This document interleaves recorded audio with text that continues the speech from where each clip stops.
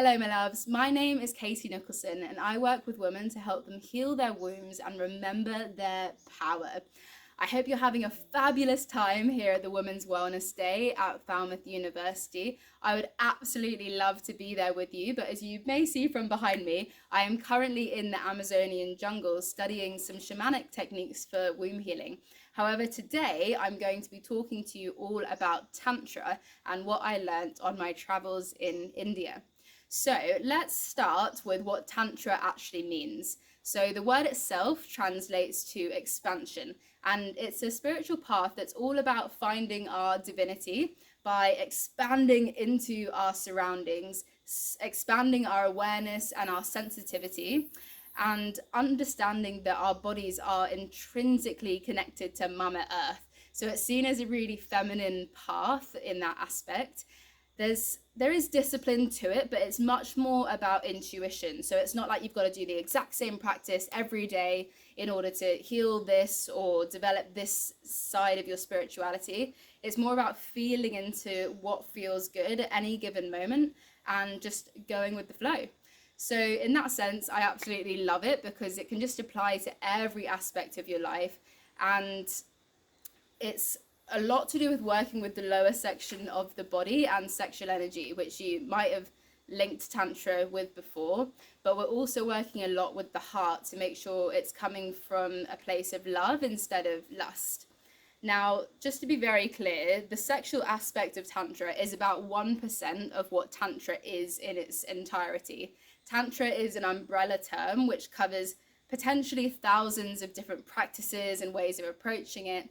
And it's also a very ancient tradition that's been going for thousands of years, mostly based in India, but also in the surrounding lands. So we have White Tantra, which has a lot of crossover with traditional yogic practices like pranayama, the breath work, chanting of mantras, asanas and the different poses like sun salutations and things like that you might have heard of.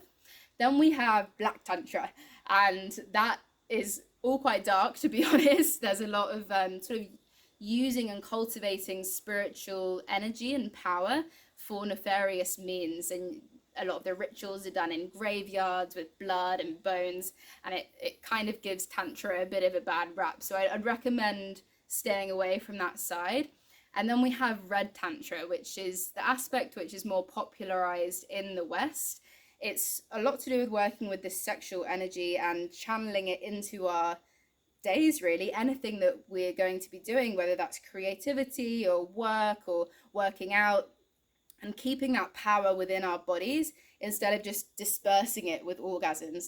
So you may have heard Tantra is about having like really long sex or really crazy types of orgasms. And there is an aspect of that, but it's really important that we become aware of how we're using this really potent energy that exists within us, and we're not just exhausting ourselves with orgasm after orgasm. So yeah, that's what the practice is about. It's having like a little bit of discipline and a bit of sacred respect for what our sexual energy is. So with that being said, let's talk a little bit about what these practices can be good for. So the three pillars, in my opinion, of womb healing, or healing of any kind really, is balancing our hormones, balancing inflammation in the body, and balancing our nervous systems. And the practices I'm going to share with you today hit all of those on the head. And if you get those things under control, particularly when it comes to womb healing, you will be able to pretty much heal any aspect of what might be going on with you. So when I say anything, I literally mean anything from PMS, period pain, PMDD, polycystic ovaries, irregular cycles, fibroids, endometriosis, cancer, birth trauma, pregnancy, recovery, sexual trauma. Anything that might be going on in this part of your body can be healed with these practices. So let's dive into what these might look like. My first and favourite, as I come from a dance background, is the movement. And as I sort of explained before, I've got a caterpillar on my leg. There is a lot of bugs here. As I explained before, it's really about intuitive movement instead of doing strict postures. So there's a lot of hip movement and dance and just feeling into where your body wants to move to. It might be about feeling sexy sometimes, but it's definitely not about looking sexy for your partner or whoever when it comes to healing. It's about feeling into your body, how it wants to move, what areas might feel really tense, both on a physical level, or maybe you feel like you've got some stuck energy or prana. In Chinese medicine, we call it qi, stuck in different parts of you. And that can be there just from general life stress. Women store a lot of our stress in this part of our bodies, whereas men tend to store it in their back and their shoulders and their necks, which is why women often have a lot of hip problems in later life. So the dance and just tuning into your body, feeling intuitively how it wants to move is a really big aspect of this. So I'm going to get everyone to stand up now, please. Come onto your feet. And when you arrive, just get your feet about hip distance apart, maybe a little bit wider, so you can feel that your feet are really connected with the ground and you feel nice and balanced. And then I want everyone in the room, I can't see you, but please all close your eyes and don't open them until I say so. Only leave your eyes open if it is foundational to the job you are doing to keep them open. And if so, please try not to look at anyone so that everyone can come really into their own space and feel like there's not loads of eyes on them. So everyone's got their eyes closed, no one's looking at anyone. And we're just going to take a few deep breaths and begin bringing our awareness down to our wombs, our hips, and just notice how it feels as you breathe in and you imagine your womb, your lower abdomen, your stomach expanding like a big balloon. And then as you let the breath out, you just feel your abdomen, your womb, everything come back in towards your center. So continue to do this with a few breaths, just bringing your awareness down to your hips, your womb, your vagina. And allow your body to relax into this awareness.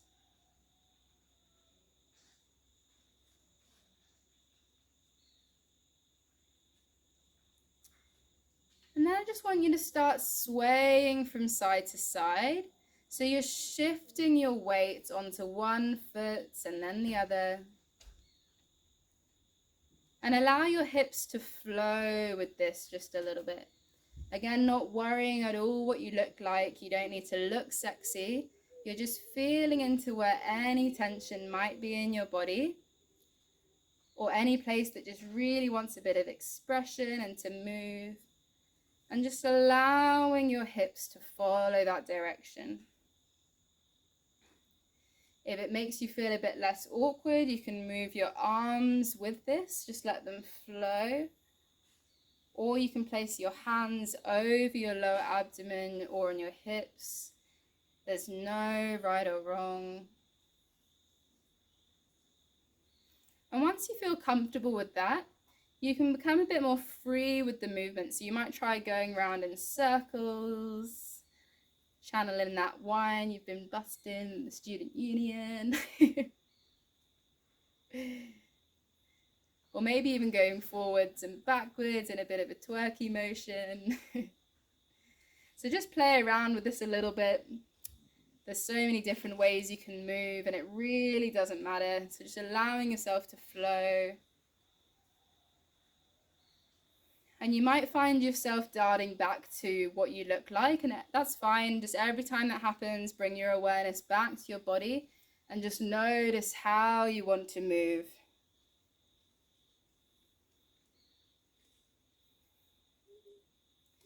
Just a couple more deep breaths as you move in this way. And then for 10 seconds, we're going to rock a booty shake. And you can either do this side to side, or you can literally bounce up and down and just let it go. It really doesn't matter what it looks like. So let's go for that now.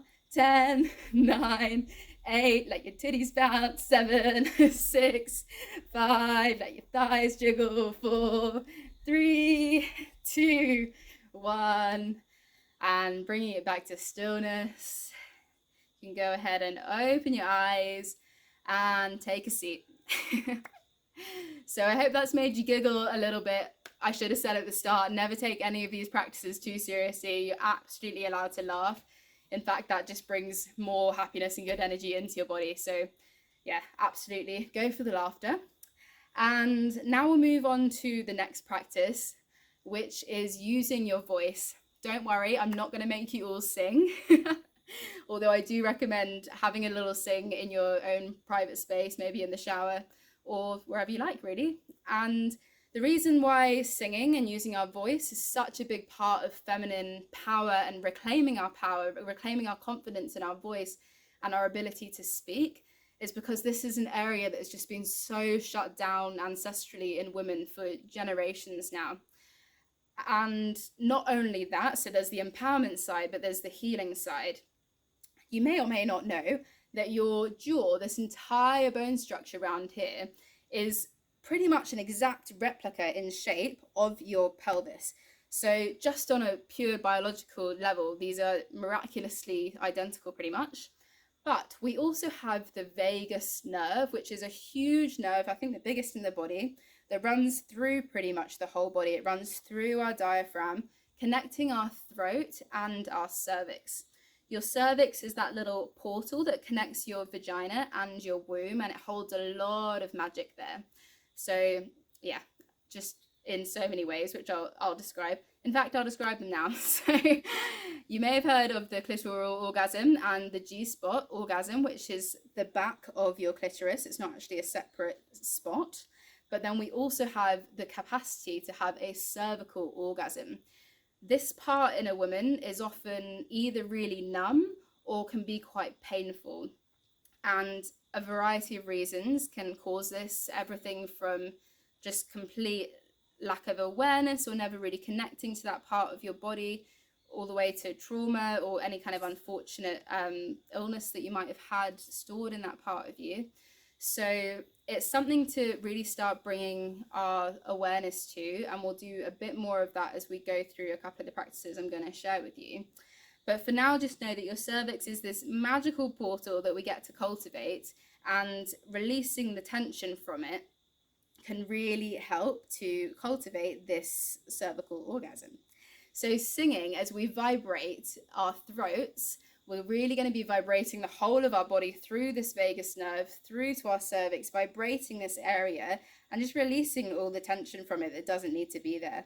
And again, it's not about sounding like Beyonce, it's just about tuning into your body, trusting its intelligence, and giving it half a chance by supporting it through these practices. So just letting out whatever notes, whatever songs want to come, singing freely. It might be just random noises, or it might be your favorite song that you love to sing about women. There's a really great song called Queendom, which I'd recommend. I can't remember the artist, but that's a great song. So yeah, singing whenever you like, and bringing into that the breath as well. So this vagus nerve, as I said, connects our diaphragm to our throat and to our cervix. So when we're slowing down our breath and breathing really deeply into our stomach, we are calming down our entire body through this nerve, calming down our heart and balancing out our nervous system. So that's just going to really help reduce any of those stress hormones like cortisol that actually use things like progesterone and estrogen, which we need for our regular cycle and everything to be flowing well in this area. Cortisol actually uses those up and stops us being able to work as regularly and as healthily as we would like. So deep breaths all the time, and using our breath to massage our wombs as well. So we call this womb breathing. As we take big breaths in, we feel our stomachs expand, everything gets all loved and touched. And as we breathe out, we bring our stomachs back in together and have a little relax. So just try that now, some womb breathing with me. You can do this sitting down, maybe placing your hands on your stomach so you can feel the rise and the fall. As you breathe in, you're feeling your whole womb expand, blowing up like a balloon. And as you breathe out, you feel your stomach releasing, everything pulling in back together. And we'll do 2 more big breaths like that. You can even let out a sigh or a moan if it feels good.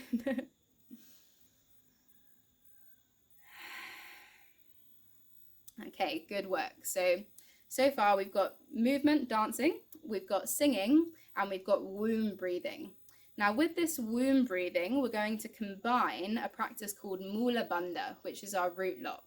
So quite similarly, as we breathe in, we're just feeling that expansion, and we're feeling all of our muscles, everything that might be clenched up, just releasing with the breath as the breath falls down into our womb.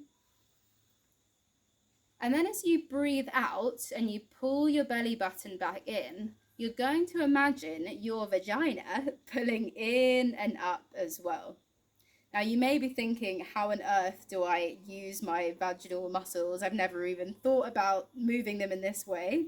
So we often start with a practice that we all know how to do, which is holding in the need to go for a wee and a number 2.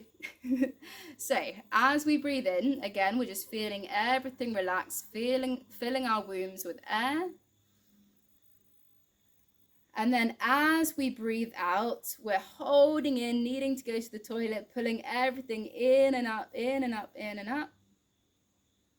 Breathe in, sending the air all the way down, down, down, down, down, expanding, releasing, relaxing all the muscles. You can try this with me now. And then as we breathe out, we're pulling everything in and up, squeezing. And we're not trying to crack a nut, so it's more like a gentle hug. Inhale, feeling the stomach expand and flop out, all the muscles release and relax. And then as you breathe in, just for the last time now, you're feeling that squeeze in and up. So return to a natural breath, and I'll explain why we're doing this. Not only is this kind of part of the movement section, so we're getting the blood flowing and these muscles being strengthened, but it's also helping us to cultivate that cervical orgasm and just more enjoyment and pleasure during sex, because we're sensitizing our mind and our awareness to the sensations going on inside of our yonis or our vaginas, which is a really important and beautiful aspect. And you might find that as you continue with this practice of sensitization, you'll be less inclined to have quite like rough penetration, for want of a better word, and you might be more interested in more sensitive and gentle motions. And that is actually just going to really help as well to stop so much trauma happening on a physical level. And when I say trauma, it can be everything from the dreaded unconsensual trauma that we can experience as women to just kind of rough sex with a partner that we really love, or, you know, teenage really rubbish sex where no one knows what they're doing and it's all just bashing body parts together with the best intentions, but it's actually just not the best experience for that part of our body. So, and that's not to say that rough sex isn't a thing that we can enjoy and ease ourselves into, but we really want to make sure we're warmed up and all the muscles are loosey and goosey and relaxed before we get into that more excited way of thrusting and enjoying sex with our partner. So, with that being said, we are sensitizing this area and we're building neural connections from our brain down to our wombs, which is also going to really help us, our brains, send more healing hormones and anti-inflammatory signals and just generally rest and relax this part of our body. Because if you imagine that we never really pay any attention to our big toe, for example, we might find that our body just stops kind of sending any good vibes that way. It becomes less of a priority for our brain, and it starts to focus on other parts of the body that we're focusing our thinking attention on. And then eventually our big toe might get a bit sick because it's just not really getting any attention. And the same thing can often happen with a woman's womb, her vagina, for the same reasons. So we might not be paying attention to this part of the body for any reason, from just feeling religiously shunned from connecting to our sexuality, to trauma making us not want to pay any attention, or disease just making us feel like, ugh. And it gets especially more challenging when we've had any kind of disease or trauma, because we might actually be sending not only no signals, but negative signals to that part of the body, making it shut down and not be loved as and paid as much attention to as our healing could really do with. So yeah, this Mula Bandha practice really helps to start bringing our awareness. And speaking of love and sending good vibes down there, the next little final practice I'm going to share with you is just a very short heart to yoni or heart to womb meditation. So if you'd like to close down your eyes and place one hand over your heart and one hand over your womb space. And as you breathe in, imagining this waterfall of gold and pink light falling down from your heart with your breath all the way down into your womb, and just sending as much love as you can possibly muster to this part of your body. And then as you exhale, and you can combine this with the bandha if you want to, pulling in and up, you're imagining anything that's no longer serving you coming up from your womb into your heart and getting wrapped in so much love and transmuted into love. Inhale, sending love from your heart to your womb. Exhale, bringing anything from your womb to your heart that needs a bit of love. We'll do 3 more breaths like that. Inhaling heart to womb. Exhaling womb to heart.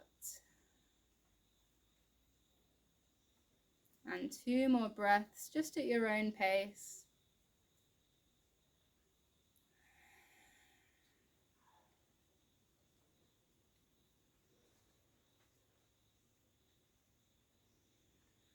And when that's complete, you can open your eyes back up, and I'll just explain why that potentially felt really woo-woo or silly, but is actually an extremely powerful practice to bring into your healing and your empowerment. So you may be aware of the placebo effect, which is pretty much accounted for in every single clinical trial. And for me, I'm just like, wow, that is amazing that we can pop a sugar pill, and because we think it's some pharmaceutical drug, it can actually have a more profound, or even, just work completely better than the pharmaceutical pill itself. Which just says to me, the healing power of the mind, when it thinks it's having something that's going to heal it, can actually heal and fix our body. It can lower inflammatory markers, it can balance our hormones, and it can calm down our nervous system, which is these 3 pillars of healing and bringing our body into this empowering, healthy state so we can just embrace the world and spiritually expand with our feminine flow. So sending love, as cringe as it may sound or feel, sending that love down to your womb with the breath, or just as a conscious thought every now and then, is an incredibly powerful practice that you can take away. So just to summarize, we have our movement, our dance, we have our singing, we have our breathing, we have our squeezing and releasing with the Mula Bandha, and we have sending love down to our wombs. And these foundational little areas, if you can master these first, then you can bring them into the bedroom with your partner or by yourself and just have an epic solo experience, whatever tickles your fancy, quite literally. And it can just make it such a more sacred, respectful, beautiful experience, instead of just this kind of awkward rush to orgasm where we're numbing out or fantasizing about some crazy sex scene because we haven't really got that sensitive awareness of how much pleasure and divinity and just raw power exists inside of our wombs. So I think I will leave you there with all of that information, and I talk about all of this stuff a lot on my Instagram page. So if you would like more information, you can follow me at Womb Healing with Katie, all lowercase, no symbols or dashes or anything like that. So it's just at Womb Healing with Katie, all one word. With me being in the jungle currently, I am not currently running any events or working with clients, but I will be back in the UK soon, and I'm based in Brighton, We have a lot of fun down there with all kinds of ecstatic dance events and women's circles and all kinds of womb workshops, and just, yeah, a really beautiful time. I run Tantra classes and probably will be bringing home some shamanic ceremonies and things as well. So if any of that sounds interesting, please do give me a follow. I am absolutely excited already to meet you in person one day. And for now, just enjoy the rest of this day, connecting with the wonderful women here in your university, forming a little sisterhood.